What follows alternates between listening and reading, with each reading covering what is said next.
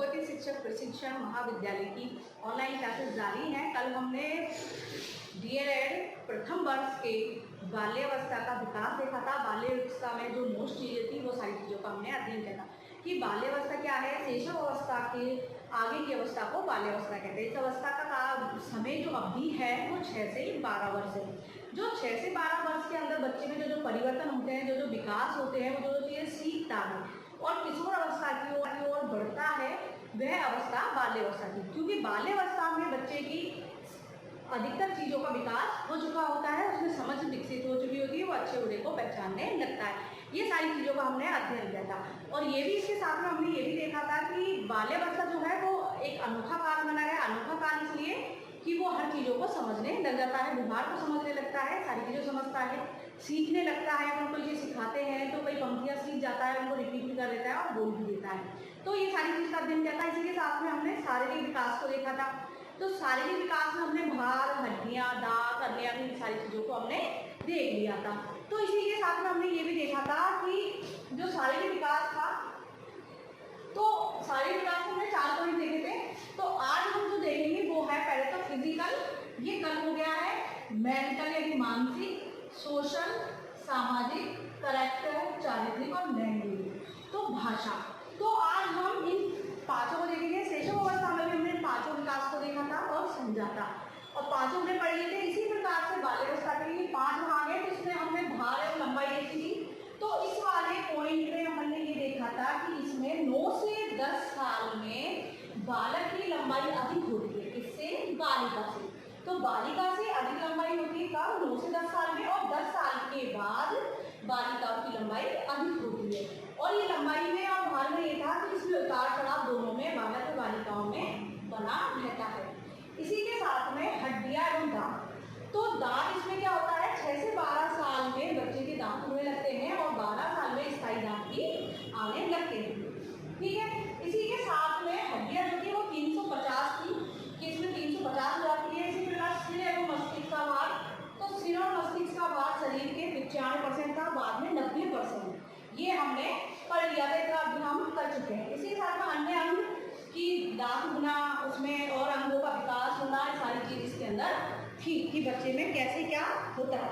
तो वही देखा था कि हमने कि अन्य अंग में हृदय की धड़कन में कमी, क्यों? इसमें कितनी बार हृदय धड़कन होती है? 85 बार। ठीक है। तो ये चीज का शारीरिक विकास का हम अध्ययन इसमें कर चुके हैं। आज जो हम जो टॉपिक देखेंगे वो है मानसिक विकास। अब हम मानसिक विकास का अध्ययन करेंगे। अब मानसिक विकास, बाल्य अवस्था में मानसिक विकास की गति तीव्र होती है। क्या होती है? मानसिक विकास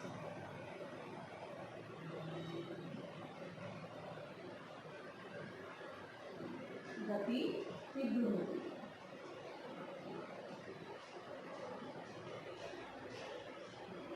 अब तीव्र होती है, मानसिक विकास गति तीव्र है इसमें कि बच्चे का इसमें मानसिक विकास बहुत तेज गति से होता है। इसी के साथ में इस समय बालक की सहज प्रवृत्तियां, मूल प्रवृत्तियां उसके सीखने में सहयोग प्रदान करती हैं। कौन कौन सी प्रवृत्ति? सहज प्रवृत्ति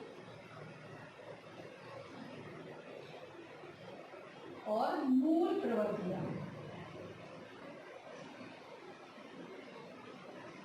ये दोनों से क्या होता है? इससे इसको सीखने में सहायता मिलती है। सहज प्रवृत्ति और मूल प्रवृत्ति से वो जल्दी से सीख लेता है। प्रवृत्ति में उन्हें सीखने में उसकी मदद करती है, जिससे उनकी जिज्ञासा शांत होती है।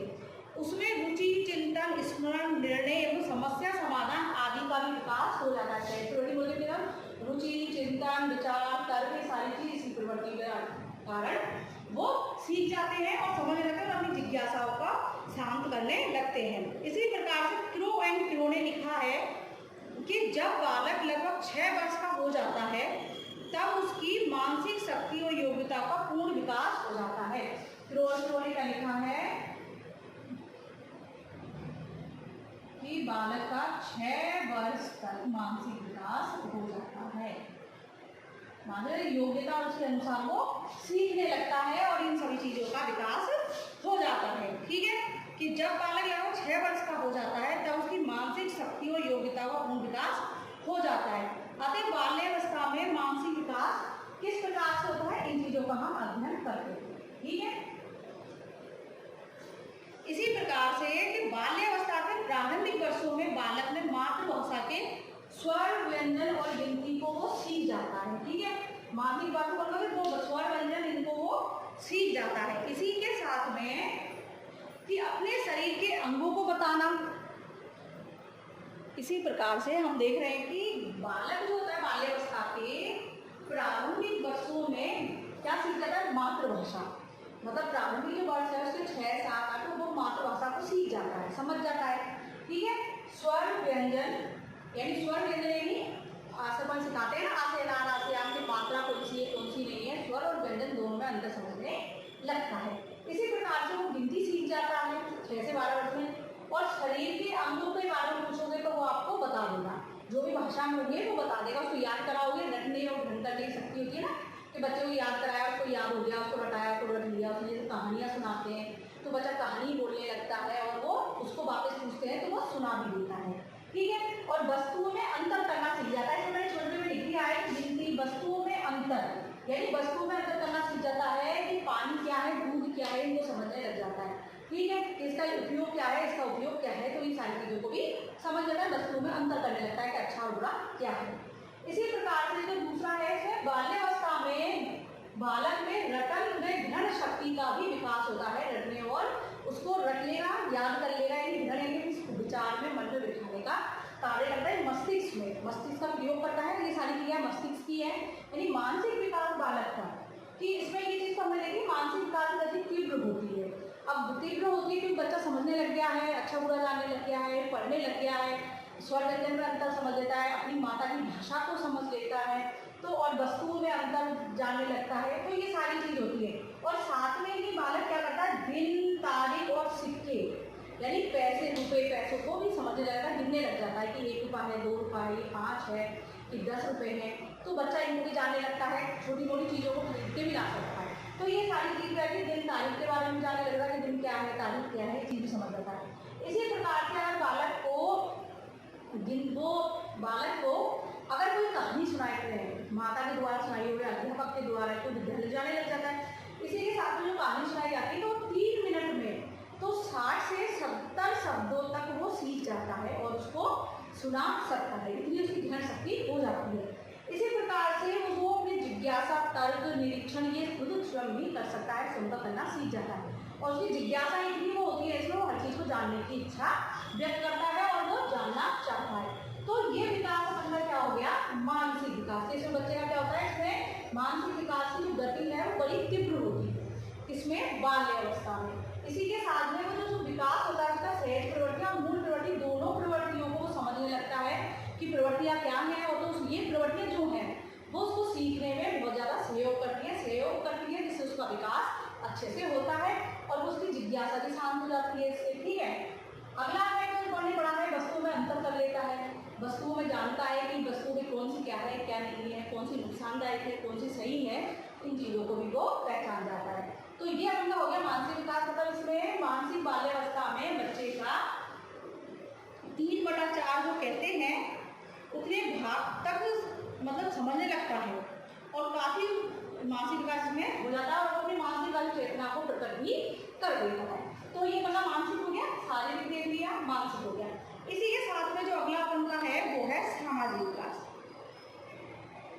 अब सामाजिक विकास को देखते हैं अपन, क्योंकि अपने बाल्यावस्था में देख रहे हैं, क्योंकि अपने शैशव अवस्था में सारे विकास देखे थे, उनको भी अच्छे से समझाता है शिशु में कौन कौन से परिवर्तन होते हैं, कैसे होते हैं, इनका विकास कैसे होता है। तो सारी चीज़ों में अंतर था, भार, लंबाई, हर चीज़ में। ठीक है, क्योंकि उम्र के साथ ही अपन भी समझते हैं कि अंतर आता नहीं है। ठीक है, अब है सामाजिक विकास। समाज अंतर शिशु क्या है, किसमें पलता है, परिवार से इसमें समाज है। तो अपन कहते हैं कि मानव एक सामाजिक प्राणी है। ठीक है, अब शिशु का संसार उसका क्या होता है, शिशु का संसार उसका परिवार होता है ना, कि मतलब शिशु कितने टाइम तक जाएगा, कितना नहीं। तो शिशु का जो संसार है परिवार, क्योंकि वो परिवार में ही पल रहा है, परिवार में रह रहा है, उसकी सारी आवश्यकताएं परिवार से पूरी हो रही है। तो शिशु का संसार उसका परिवार होता है, जबकि बालक का संसार परिवार के बाहर बालकों का समूह और विद्यालय होता है। क्या होता है बालक का, परिवार, समूह और विद्यालय। समूह मतलब उसके दोस्त, खेलने दिन बच्चों के साथ खेलता है, जिनके साथ वो क्रियाएं करता है वो। तो परिवार हो गया, समाज भी हो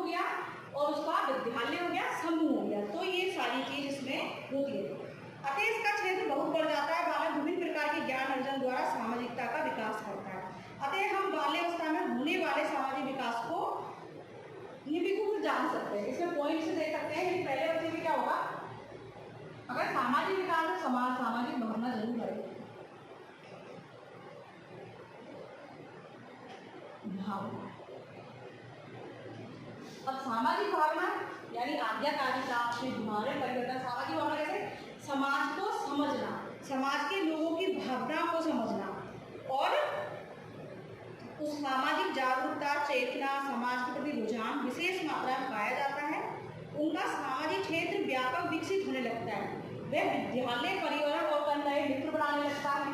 समाज में जाएगा बालक, जब समाज में जा रहा है, विद्यालय में जा रहा है, समूह में रह रहा है तो मित्र बनाएगा, बालक बालिकाओं में अंतर भी समझने लगता है कि लड़कियां हैं, हम लड़के हैं, ये अंतर भी समझ लगता है। इसमें वो सामाजिक विकास की भावना बाल्यावस्था में आ जाती है। इसी के साथ में दूसरा है आत्मनिर्भरता। अब आत्मनिर्भरता जो पॉइंट है, तो बच्चा आत्मनिर्भर कैसे बनेगा, कि बच्चा आत्मनिर्भरता से नहीं अपने कपड़े पहनने लग जाता है, शर्ट के बटन खुद लगा सकता है, जूते के फीते बांध सकता है, तो कई कार्यों में बच्चा आत्मनिर्भर हो सकता है। तो नहाने को कहा जाए तो वो नहा सकता है, तो ये सारे काम वो कर लेता है। और बच्चा बाल्यावस्था में बच्चे स्वयं को स्वतंत्र मानकर आत्मसम्मान प्राप्त करते हैं। वे स्वयं को आत्मनिर्भर बनाने का प्रयास करते हैं, परिवार को छोड़कर अन्य बच्चों के साथ समय बिताते हैं, क्रियाएं करते हैं, निर्णय लेते हैं और प्रसन्न रहते हैं। और वो क्या करते हैं, अपने छोटों व बड़ों के साथ कम रहना पसंद करते हैं, यानी उनसे उम्र के छोटे बच्चों के साथ कम खेलना पसंद करेंगे और बड़ों के साथ वो अपने ही उम्र के सहयोगी बच्चों के साथ ही खेलना पसंद करते हैं। और इसलिए उनमें आत्मनिर्भरता आ जाती है कि एक तो वो स्वतंत्र हो जाते हैं, उनकी सोच स्वतंत्र हो जाती है और वो अपने कार्य स्वयं करने लगते हैं, क्योंकि मांसपेशियां मजबूत हो जाती है, कुछ काम वो कर सकते हैं, इसलिए उनमें आत्मनिर्भरता आ जाती है। तीसरा है समूह प्रवृत्ति।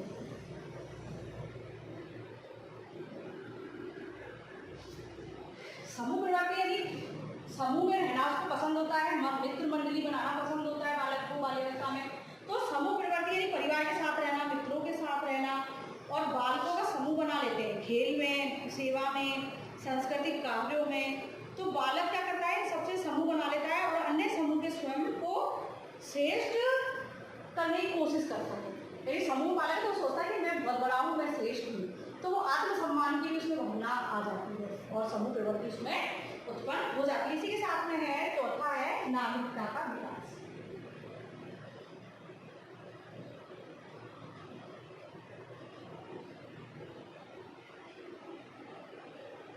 नागरिकता यानी बालक से अपन पूछते हैं इस अवस्था में, जैसे 12 साल तक तुम कोस देश में रहते हो तो बालक बता देगा हम भारत में रहते हैं, ठीक है। तो नागरिकता का विकास हो जाता है, क्यों, क्योंकि वो जिस देश में रह रहा है उस देश का नाम जानता है, वहाँ की सब चीज़ों को पहचानने लगता है कि कैसी संस्कृति है, बालकों की आदतें, चारित्रिक गुण, नागरिक गुण, ये सारी चीज़ अपने कहा माता पिता अध्यापक के द्वारा वो सीख लेता है, उनके प्रति आकर्षित हो जाता है। कि ये चीज़ हम लोग देखना चाहते हैं कि जैसे वे स्वयं को सुखी, धनवान, विद्वान, नेता, सामाजिक प्रतिष्ठा आदि के रूप में देखना चाहता है। तो बालक में बाल्यावस्था में नागरिकता के गुण आ जाते हैं और क्यों आ जाते हैं, क्योंकि विद्यालय में संपर्क में आ रहा है किसके, शिक्षकों के, अपने अध्यापकों के। तो अध्यापकों के में आ रहा है तो अपन सब जानते हैं, जो अपनी पढ़ाई है, जो सिलेबस है, उसमें अपने देश के बारे में सारी चीज़ दी हुई होती है, संविधान है और छोटे छोटे अधिकार भी होते हैं, तो बालकों के हिसाब से दिए होते हैं थोड़े। तो बच्चा इतना समझ जाता है कि मैं खेल रहा हूँ तो मैं स्वतंत्र हूँ, मैं पढ़ रहा जा रहा हूँ विद्यालय तो मैं स्वतंत्र हूँ, परिवार में रह रहा हूँ, मुझे खाने के लिए सुविधा मिल रही है, मुझे शिक्षा का अधिकार मिल सकता है। तो कुछ ना कुछ नागरिकता का विकास हो जाता है और उन चीज़ों को समझने लगता है। तो ये हो गया सामाजिक विकास का चौथा पॉइंट। इसी के साथ में व्यक्तित्व का विकास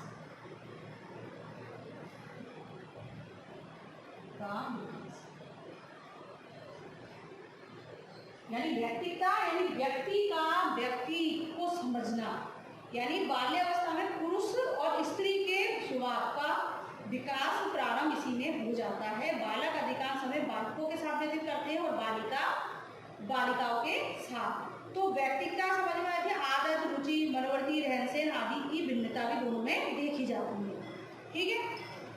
और छठा पॉइंट है वो है अपना भावना ग्रंथि का विकास। भावना ग्रंथि का मतलब यही है कि लड़कियों जो बालिकाएं होती है, बालिकाओं का रहन सहन अलग होता है, पहनावा वेशभूषा अलग होती है और उनकी कई शौक अलग होते हैं, ठीक है। बालक बालक के साथ खेलना पसंद करता है, बालिका बालिकाओं के साथ। तो ये सारी चीज़ हो जाती है। दोनों पॉइंट में है कि भावना ग्रंथि मतलब अपने से विपरीत चीज़ों को समझना, तो वो होती है भावना ग्रंथियाँ। तो ये ग्रंथि अलग अलग होती है, लड़कों में अलग और लड़कियों में अलग होती है।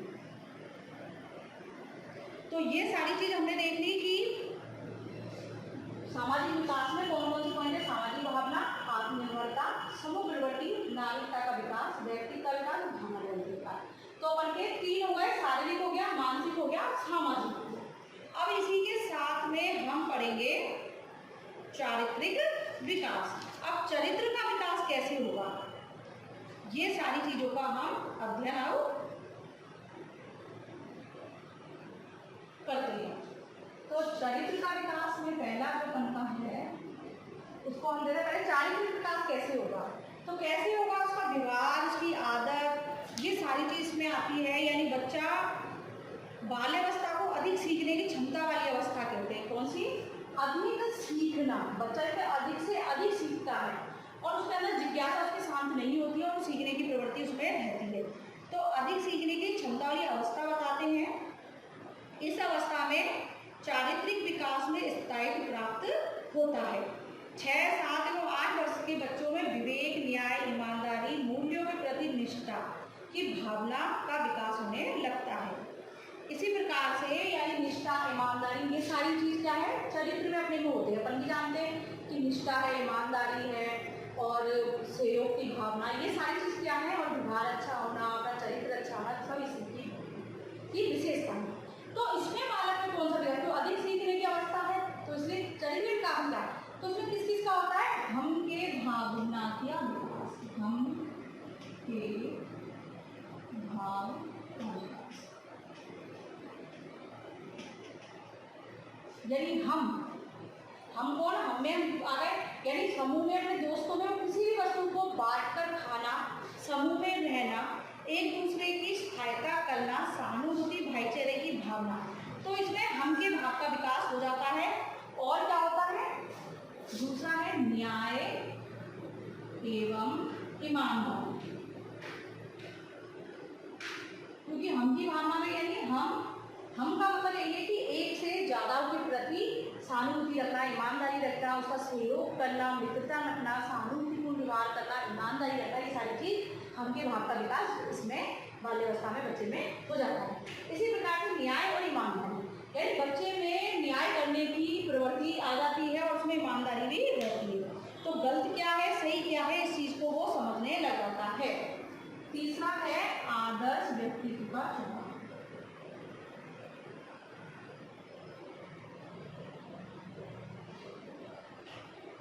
यानी आदर्श यानी आज्ञा पालन करना, बड़ों का कहना मानना, दूसरों की बातों को इग्नोर ना करना, उनका कहना सुन के जैसा वो कहते हैं उनके अनुसार करना, ये सारी चीज़ आदर्श व्यक्तित्व की पहचान होती है। यानी बालक इस उसमें बिना प्रलोभन के या प्रलोभनवश कोई भी कार्य नहीं करता, अपनी पसंद या आदर्श व्यक्तित्व के बस में होकर ही कार्य करने, अपने मन में जो आता है वो वही बच्चा इसमें करता है। चौथा है असामाजिक।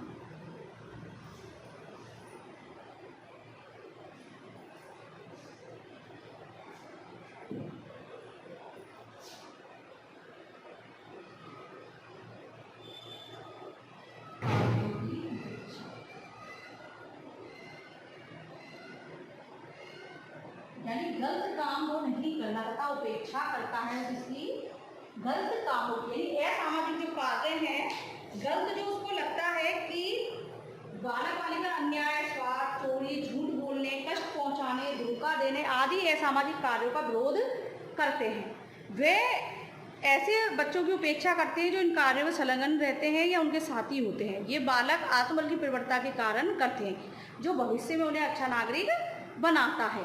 ठीक है, इसी प्रकार से अपन का जो अगला है वो है आवश्यकताओं के प्रति जागरूकता। यानी आवश्यकताओं के प्रति जागरूकता।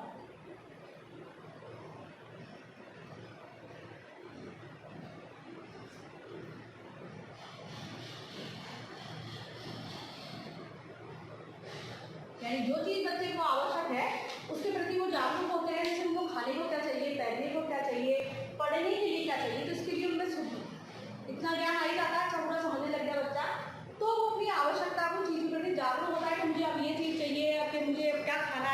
खाना है, क्या पहनना है, तो ये चीज़ करने लगता है।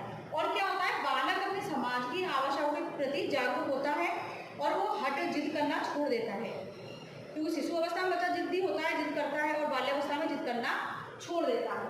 और अगला है छठा, नैतिक व धार्मिक। नैतिक व धार्मिक भाव का उदय।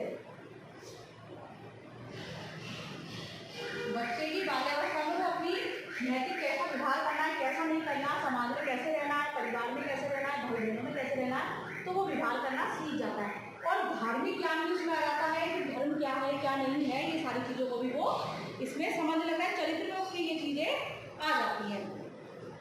अब हम देखते हैं बाल्य अवस्था में भाषा का विकास, यानी भाषा पहले कहते बच्चा कौन सी भाषा सीखता है, अपनी माता की भाषा। माता के बाद वो जब परिवार, विद्यालय, समूह इनमें सब में जाता है तो वो क्या करता है, उधर की भाषा भी अपने शब्दों में उनको भी प्रयोग में लेने लगता है। तो आयु के साथ साथ बालकों के सीखने की गति में वृद्धि होती है, ठीक है ना। तो लड़कियों की भाषा का विकास लड़कों की अपेक्षा अधिक शीघ्र होता है, यानी भाषा लड़कों की अपेक्षा लड़कियों में अधिक होता है, अधिक है ना। और लड़कियां क्या करती हैं, लड़कियां लड़कों से ज्यादा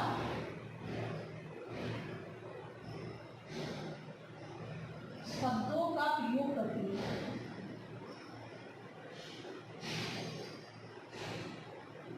ना।